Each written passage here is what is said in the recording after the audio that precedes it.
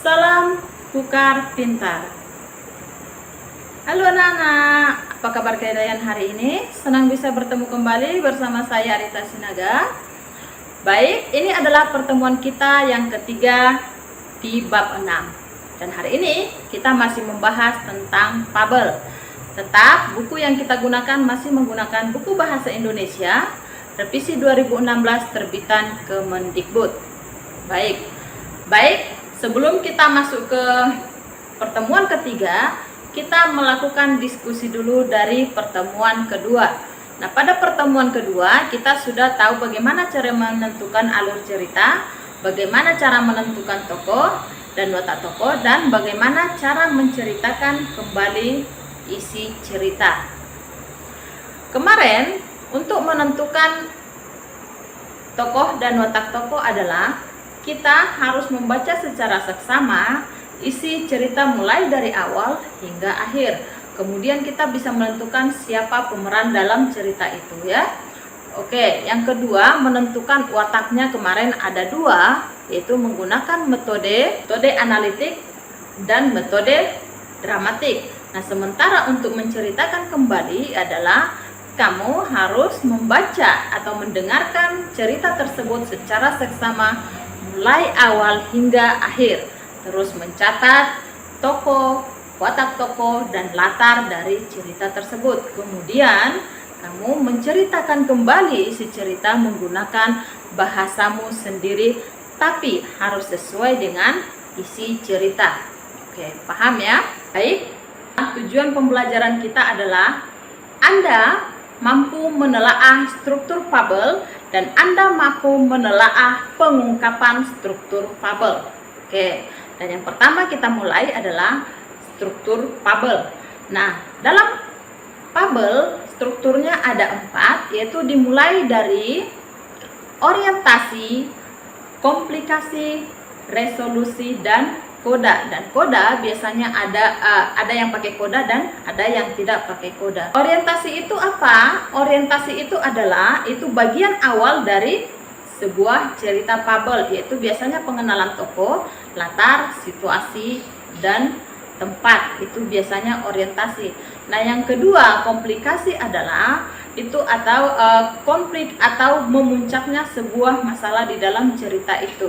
Itu masalah yang muncul antara satu tokoh dengan tokoh yang lain, biasanya muncul di komplikasi. Nah, yang ketiga ada resolusi. Nah, resolusi ini adalah penyelesaian masalah yang terjadi di komplikasi. Makanya setiap ada masalah pasti ada penyelesaiannya. Itu namanya resolusi.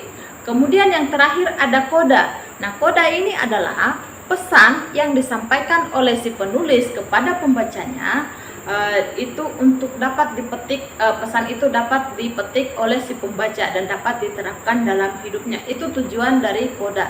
Nah, ini disampaikan oleh penulis di akhir cerita biasanya. Baik, kita akan menelaah cerita Gajah yang Baik Hati. Silahkan buka bukumu, cerita fabel Gajah yang Baik Hati. Ibu akan membacakan. Nanti Ibu akan terangkan di mana orientasi, di mana komplikasi, di mana resolusi, dan di mana koda. Dengarkan baik-baik ya. Gajah yang Baik Hati. Siang hari itu, suasana di hutan sangat terik. Tempat tinggal si kancil, gajah, dan lainnya seakan terbakar. Kancil kehausan.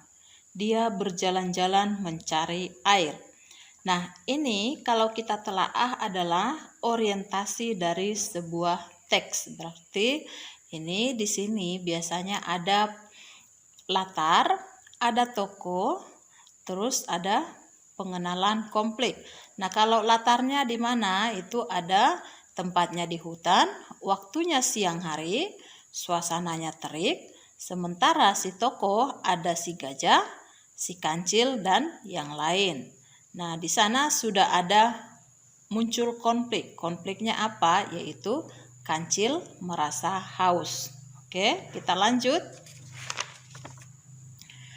Di tengah perjalanan, dia melihat kolam dengan air yang sangat jernih.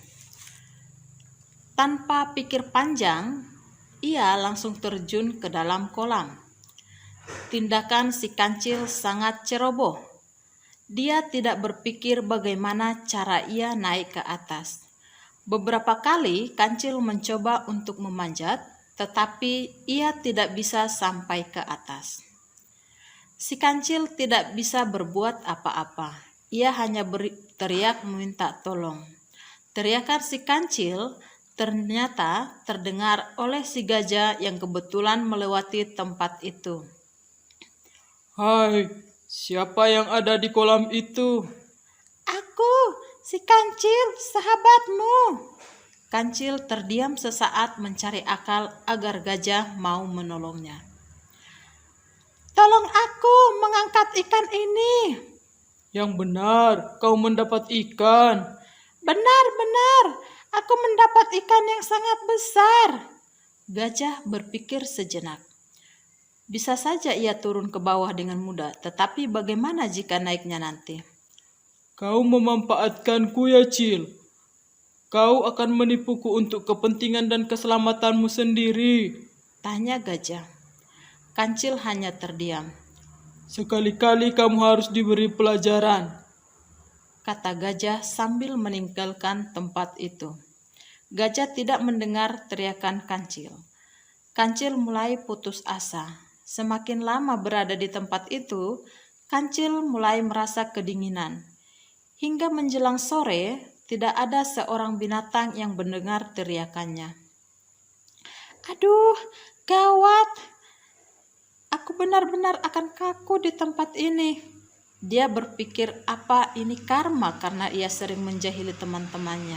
Ini adalah merupakan komplikasi dan di komplikasi ini ada sebab akibat antara si kancil dan si gajah.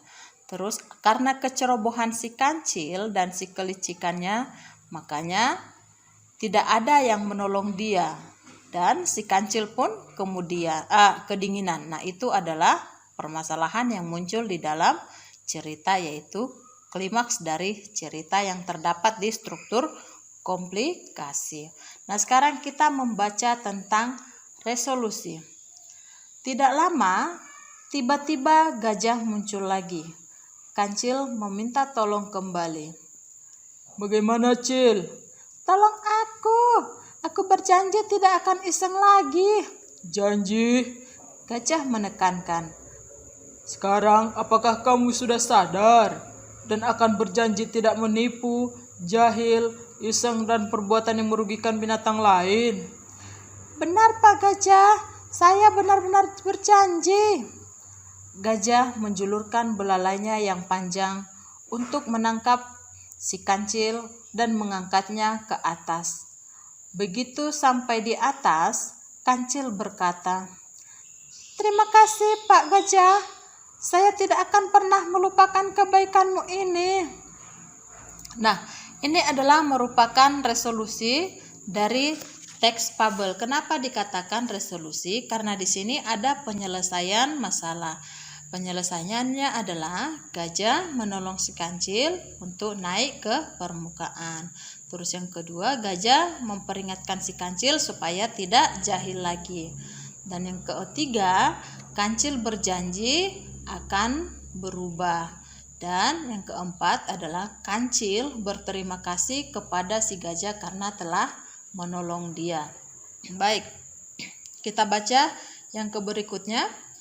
Sejak itu, kancil menjadi binatang yang sangat baik.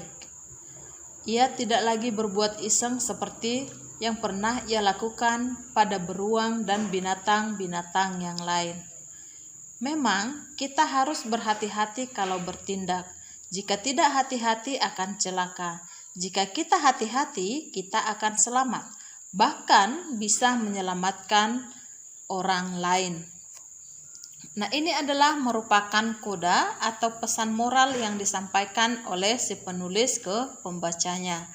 Nah, di situ ada pesannya adalah bahwa kita harus berhati-hati dalam bertindak supaya tidak celaka. Itu adalah koda.